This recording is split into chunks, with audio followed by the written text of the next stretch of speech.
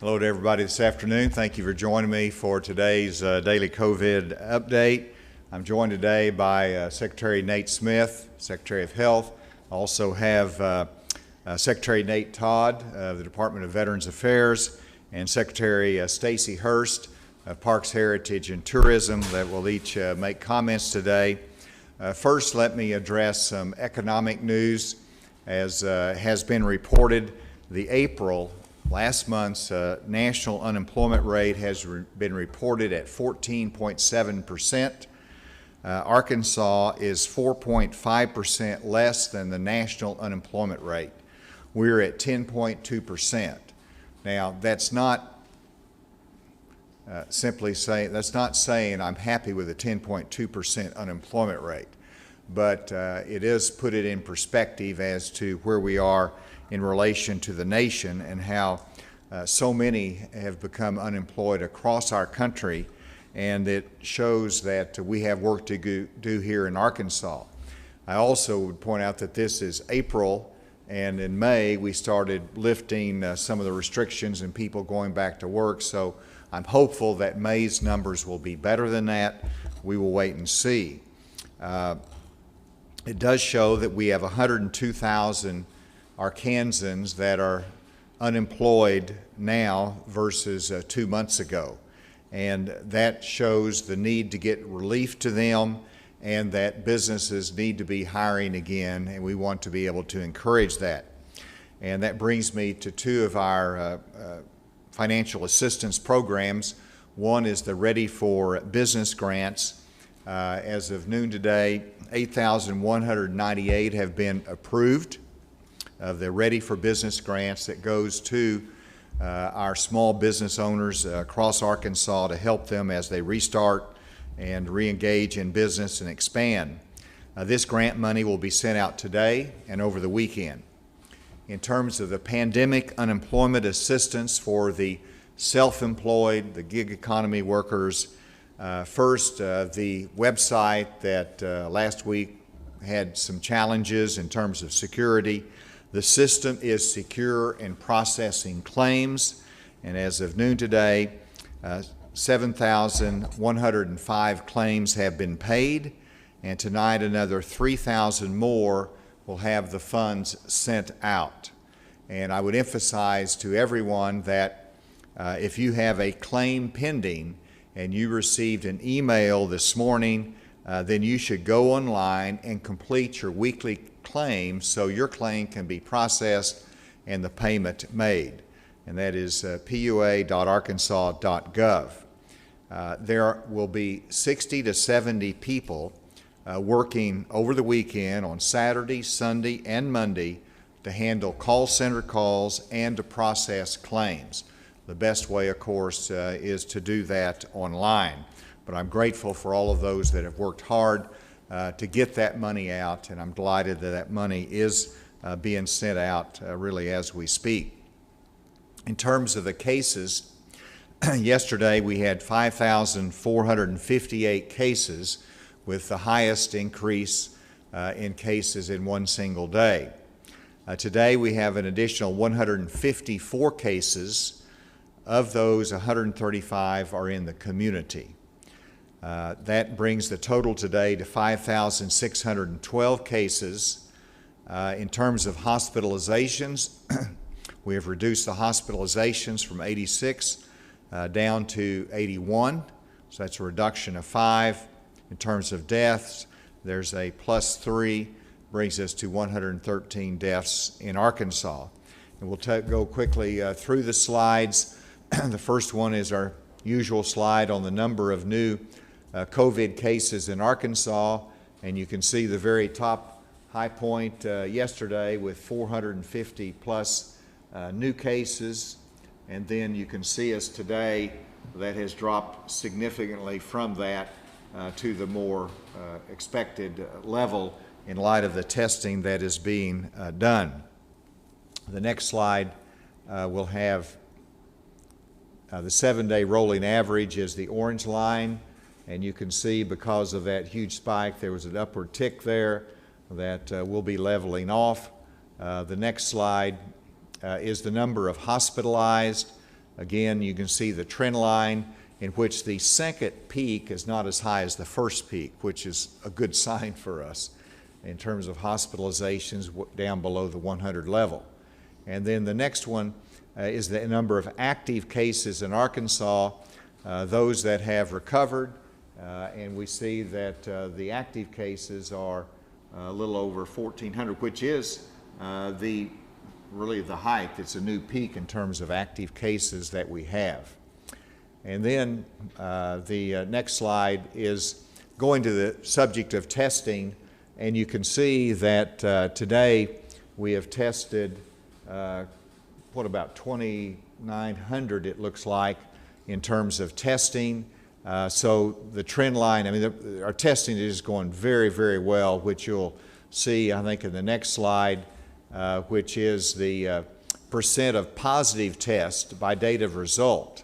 And here again, even though we're testing 2,900, our positivity rate for the last marking is below 5%, and we're consistently below the 10%, which is the national standard. So we're testing more, but our positivity rate is not going up. And you know that we set May as the goal that we would test 60,000 in Arkansas. Today, we're at 51,275, and we've got some days to go. So we're going to make our 60,000 goal for this month, and so our testing continues to increase. I want to brag on Dr. Smith and his contact tracing team.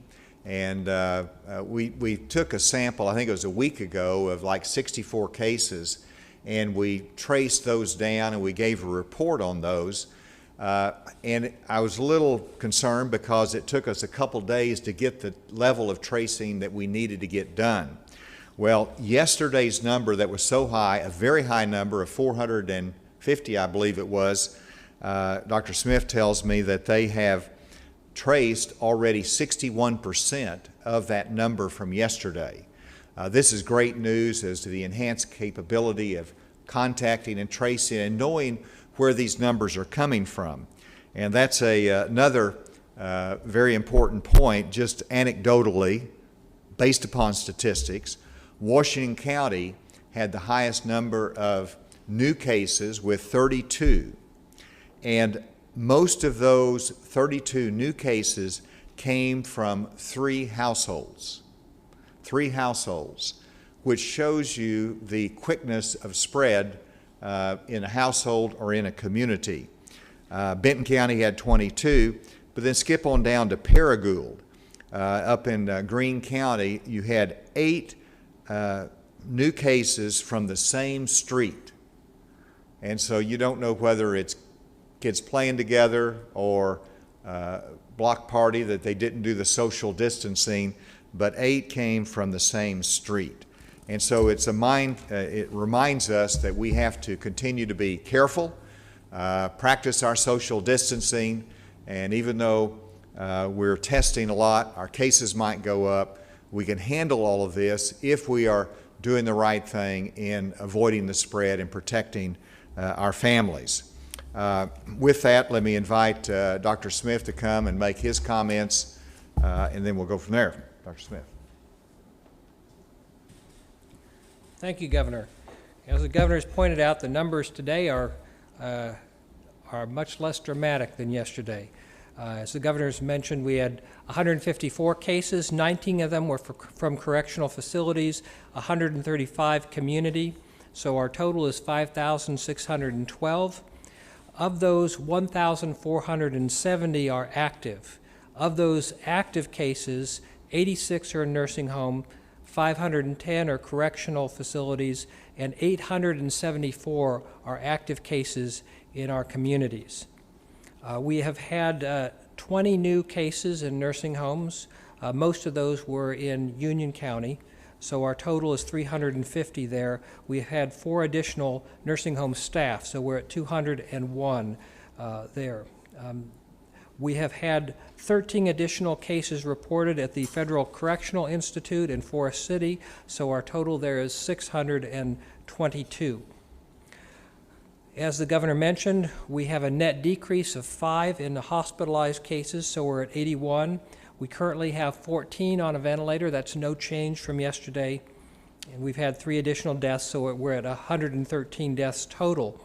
We have recovered 4,029. That's an increase of 114 from yesterday. The governor mentioned briefly our testing. I want to give a few more highlights to that. We had 2,909 tests yesterday with an overall positivity rate of 4.4%.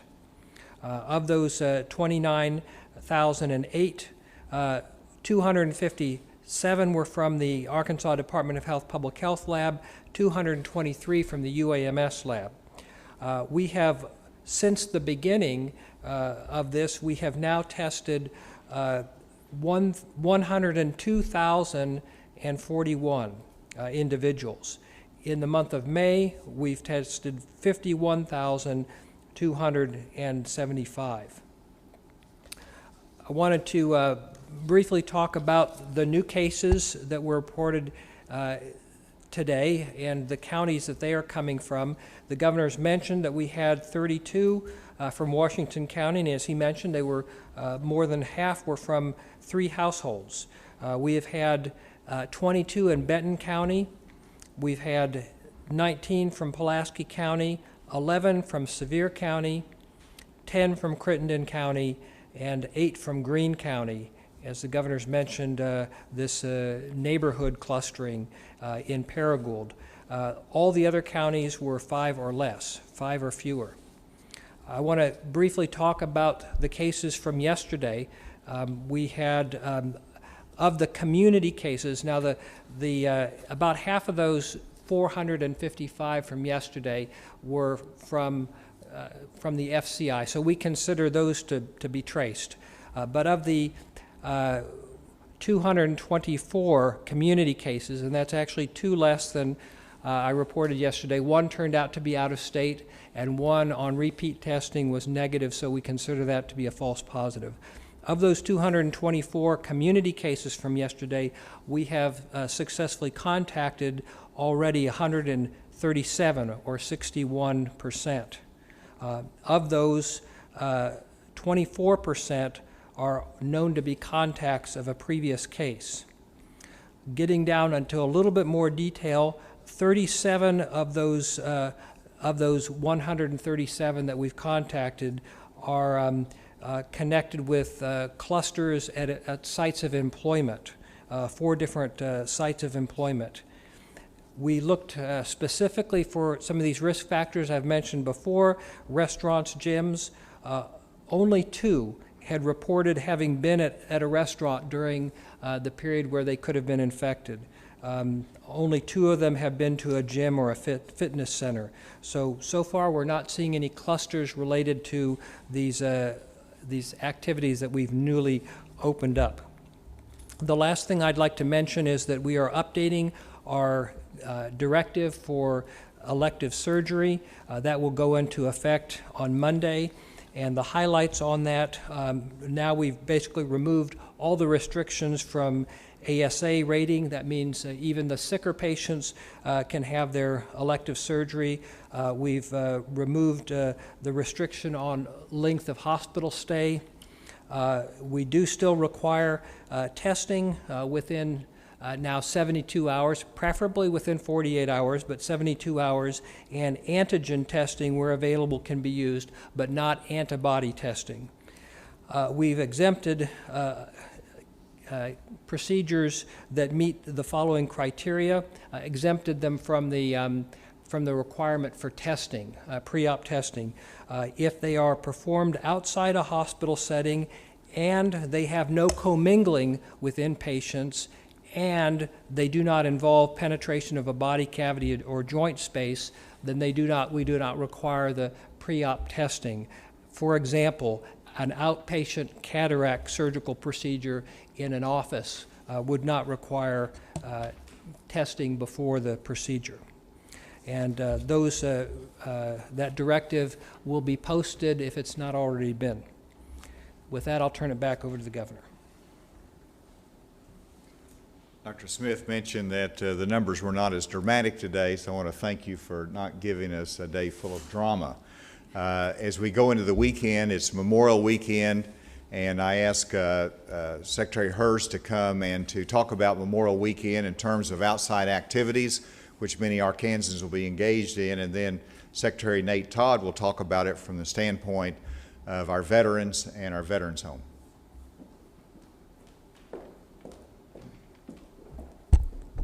Thank you, Governor.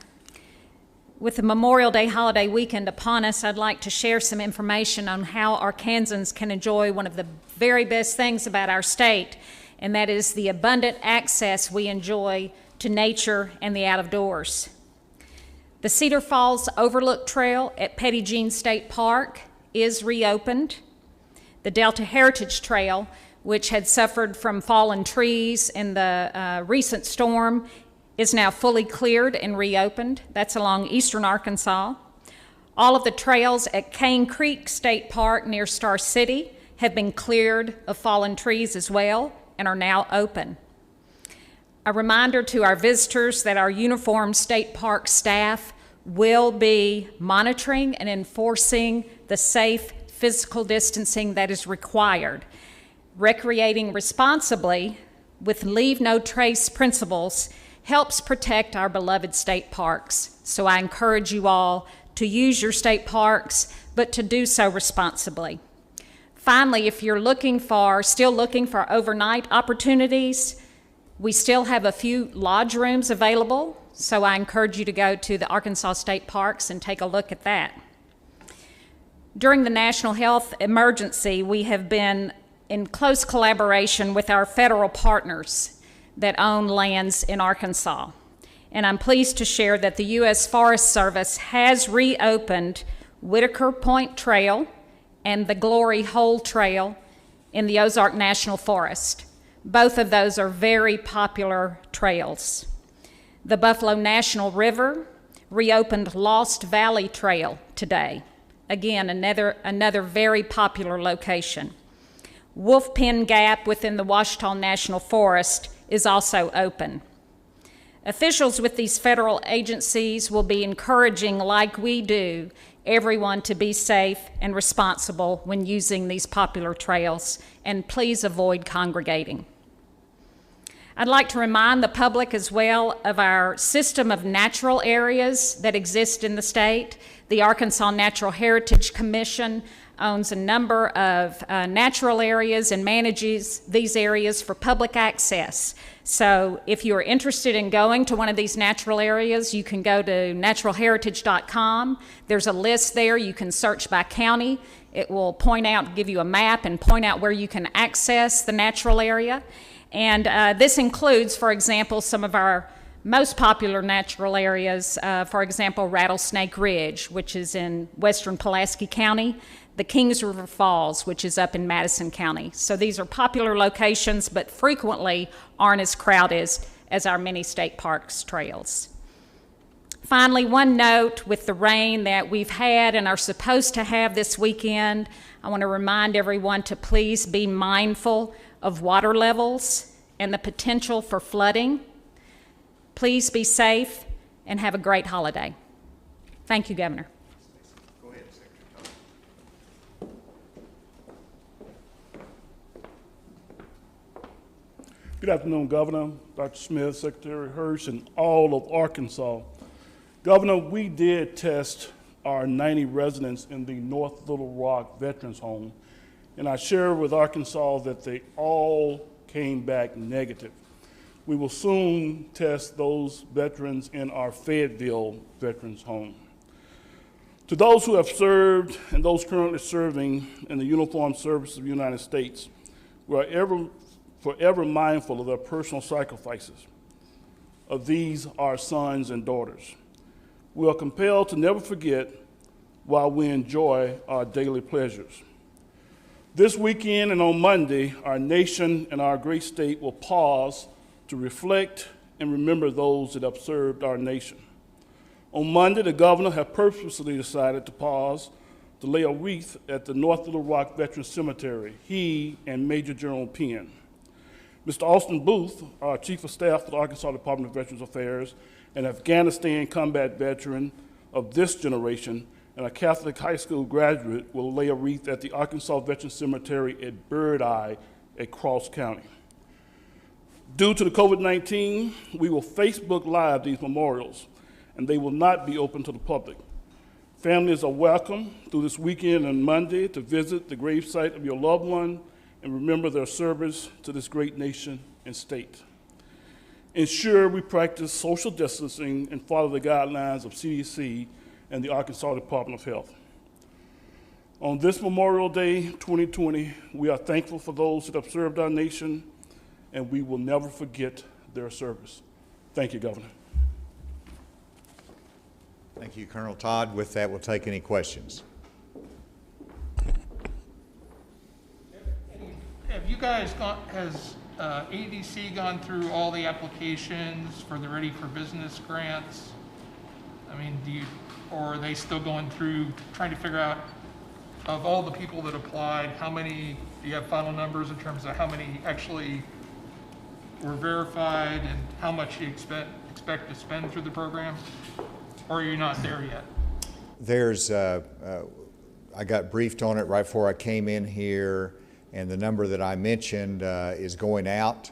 There's another category in which there's have to do a second level of test. For example, it could be insufficient information was submitted, so they've got to get more information, or it could be wrong data that's in there. So they're working through some of those that were not clearly easy to approve at the first go through. In the terms of the specific numbers, we'll be glad to get that from you, from ADC and the Department of Commerce. Kind of clarify, I guess I thought you got kind of tongue-tied when you're at the White House on no absentee voting. Or are you getting ready to flip-flop? Well, I'd rather get tongue-tied than flip-flop. So if you give me a choice. Now, in terms of, what's your question? or did I already answer that? We signed executive orders on no excuse absentee voting yesterday, but your response made it sound like you didn't know what you'd signed. You've repeatedly said that you're open to signing what no excuse absentee voting. Has your position changed? Because your explanations have given at least a couple people the idea you're getting ready to change your position. No, I'm not changing the position. My position is the same. The challenge is that you're talking about the November election, and it is too early at this moment to make any exercise emergency powers for something in November. Now, we will get there, but we're not there yet. And so this is not on the front burner of my issues right now. I think we're going to need to wait a little bit longer to get a sense as to, one, whether we'll still be an emergency in November during the election, and then secondly, how we should manage that. And so you're asking me questions about what happened in the special elections, and my position hadn't changed, but we just haven't had the necessity of articulating what we need to do in November, and we'll evaluate that. Any reaction to some legislators being perturbed at the fact that both Secretary Preston and the head of the ABC didn't show up for that legislative meeting yesterday, and now they're talking about potentially issuing subpoenas for them to come? Well, you know, we regret any inconvenience or misunderstanding, but in this instance, first of all, it was my call. And, you know, whether an agency director testifies or not, and we always believe and support the oversight role of the General Assembly, but in this instance, for the reasons that we recited yesterday, I directed that they not appear then, because they're supposed to be appearing, or some of them appearing, our administration will be testifying on those issues next week before the ALC. And so I communicated the concerns about the hearings this week, because they indicated an interest in having it before the full ALC. I spoke to the Speaker and I spoke to the Senate Pro Tem on that. And so we tried to communicate at the right level with the General Assembly, and we had our Department of Health officials there. And so obviously we testify and we're willing to, and we understand the role of the oversight. But yesterday I needed my administration officials from the Department of Commerce concentrating on getting this money out and the system working for PUA. That was the priority. We can talk about it next week in terms of reporting and asking questions about it, but we had to focus on all of our energies getting it out and getting the job done this week. And in terms of the ABC director, you know, we put the Department of Health there to testify on that, and that's an appropriate area in which for them to ask questions. But the applicant or the Temple Live had the opportunity to appeal the decision both to the Department of Health, to the Board of Health, and to the ABC Board. They did not take advantage of the opportunity to appeal, but you know, we're happy to go and answer questions, but all of a sudden it looks like it's going to be in a confrontational mode, or not necessarily confrontational, but it is in an arena in which all of that could have been done in a different arena, and it was not the right position for the ABC director to be in. And so for that reason, I directed that ABC director not appear and testify. Alex. Dr. Smith, you mentioned 24 cases that are linked to a previous case. So my question is, did that original person not self-quarantine, or did they infect 24 people before they knew they were positive? Actually, what I stated is that 24% of the 137, that's 53, we know were contacts to previous cases. And there can be a number of reasons for that. The most common is that someone has exposed others before they tested positive themselves. We will know more about those, but this is what we have in less than 24 hours.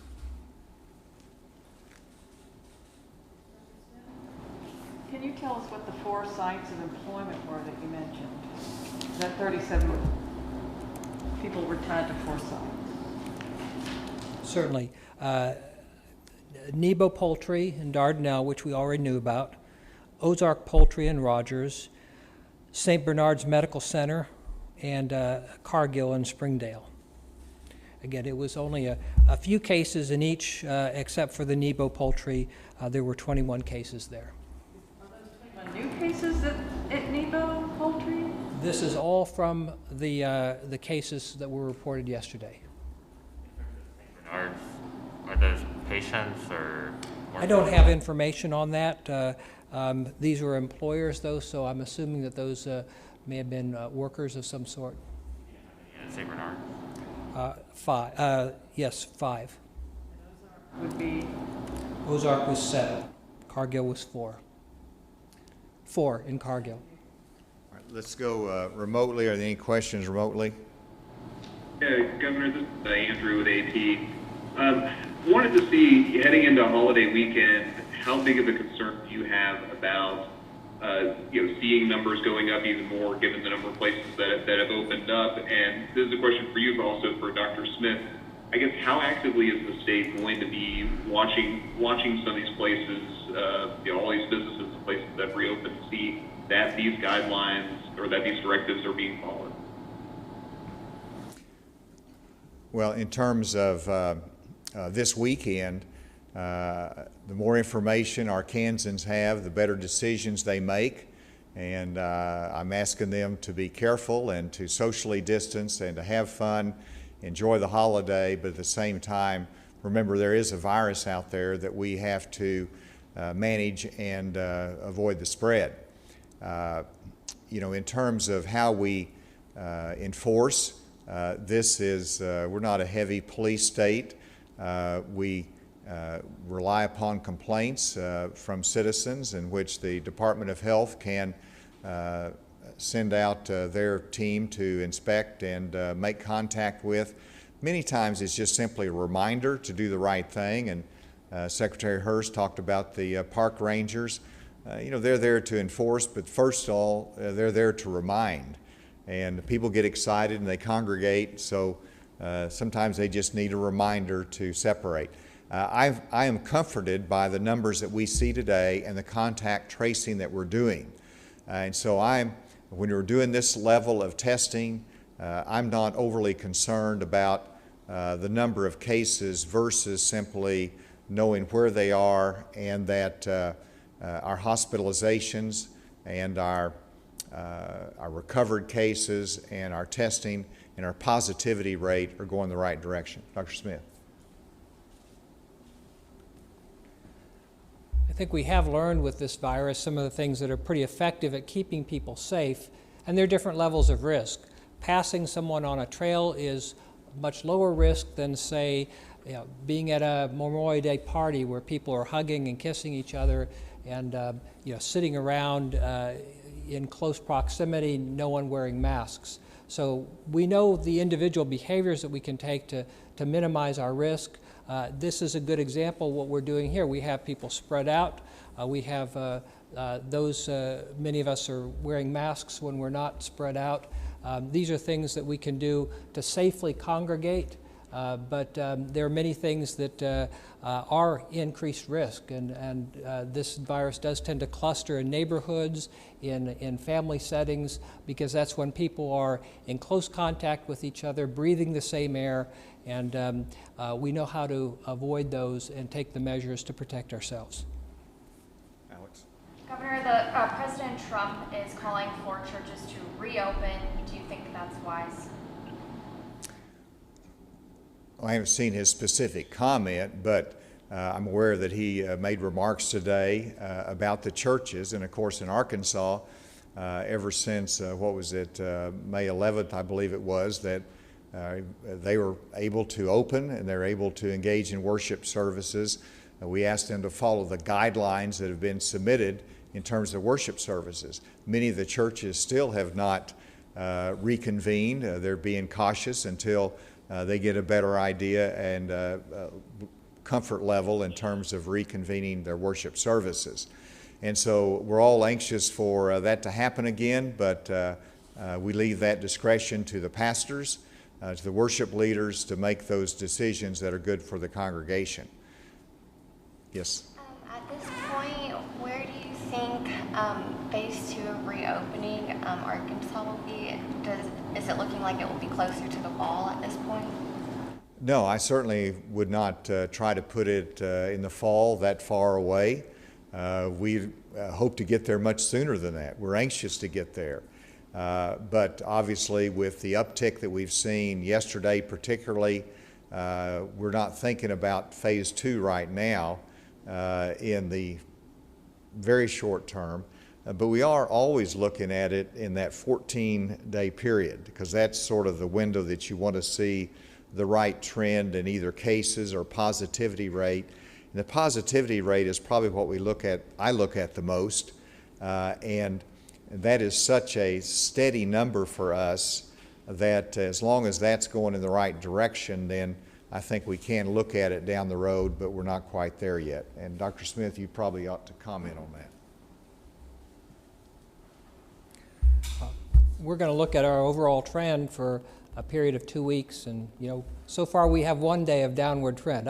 You could say we've had the largest single daily drop in cases over the last 24 hours. That's a good headline. Is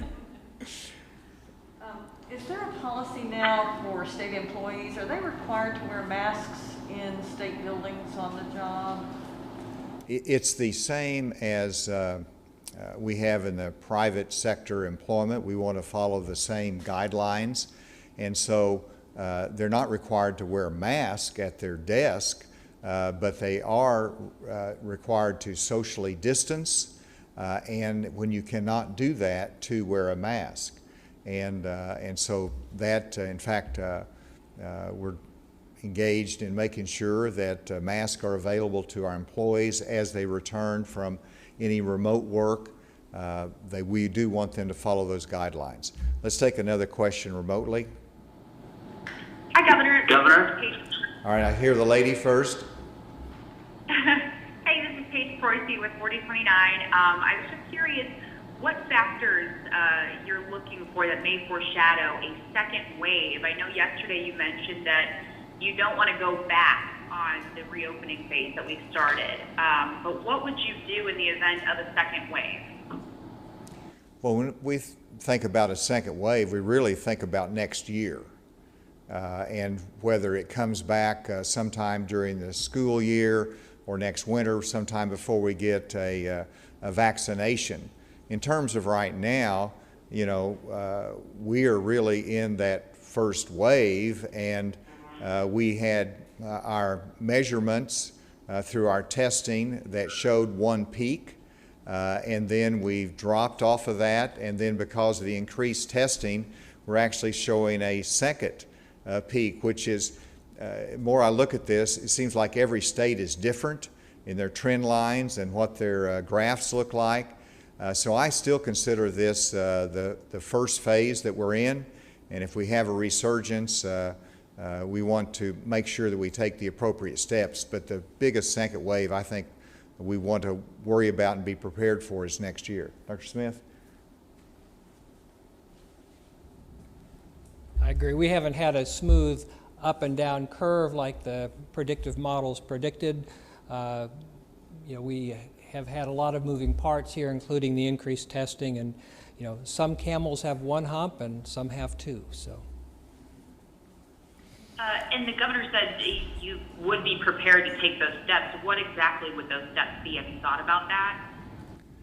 Well, I'm back here now, and you know, in terms of the steps, it's all about the contact tracing, and it's about if we see that there is a breakout in a particular facility, we will look at what action needs to be taken there. If we see it in the prisons, we take action that's there. And so it depends upon what our contact tracing tells us to do. But we want to be in a position to manage our situation consistent with a growing economy. We want to educate, we want to have camp, we want to be able to do normal life and make a living, but we do it in a way that we keep an eye on the virus and we protect ourselves and protect others.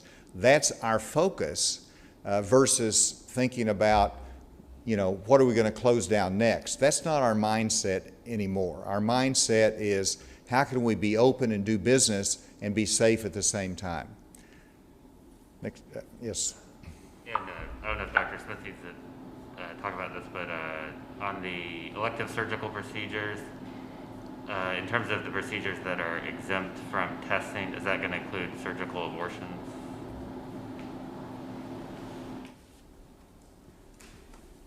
From the criteria that it's set, that would not include, that would not exempt surgical abortions. Yes. The SEC will allow voluntary workouts June 8th. What's your reaction, and how does that relate to the guidelines released yesterday?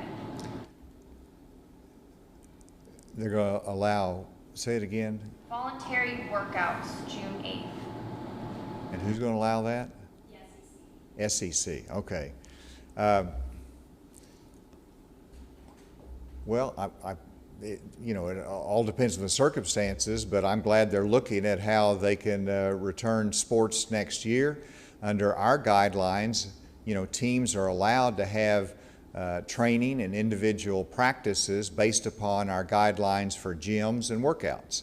And so it sounds like the SEC is really moving in the same direction that we've set in our guidelines, and where teams, even in contact sports, can practice as long as they follow the guidelines, which does not include contact, but but it includes having the social distancing and the working out.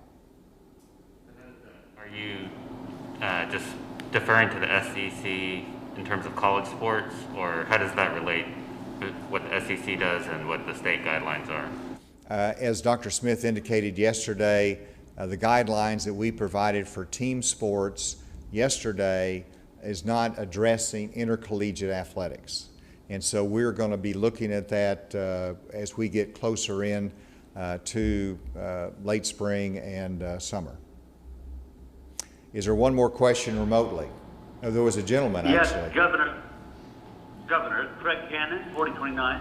Hey, Craig. Just wanted to quickly ask, out of all the numbers that you give us every day and the trends that we're watching, and you say positivity is one very important number and trend that you look at, would you also say the level of hospitalization indicates the most serious cases for sure? Yes, that is another key indicator.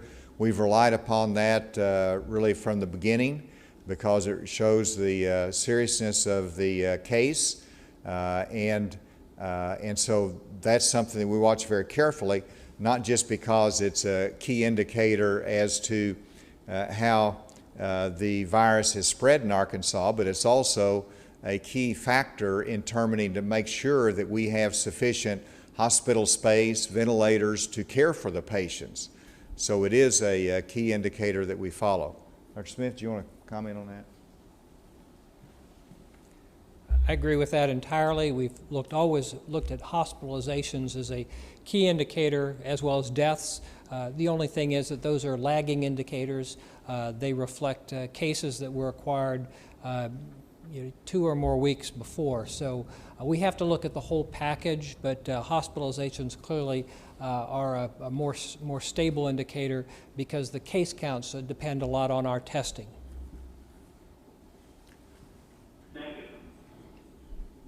All right, one more question from the table.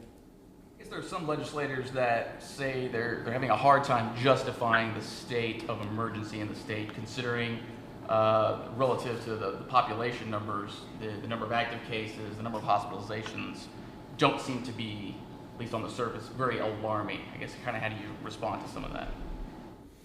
Well, that's certainly not what they were saying 2 months ago. I mean, and I explained our position in a letter to the legislature that talked about really the mandate from the General Assembly to the governor, giving authorities to manage pandemics just like this.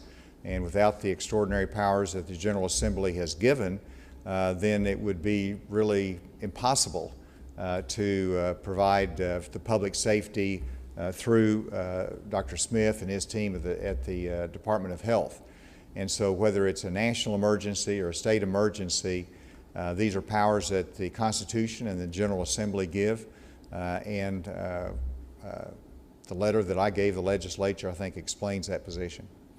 Thank you all very much today, and just for the future, we are, because it's a 3-day weekend, we do plan on having a report tomorrow. Not one on Sunday or on Memorial Day, where we'll be remembering those that have given their lives for our country. And so I hope that you all have a good weekend, and I hope it's so boring tomorrow that no one shows up.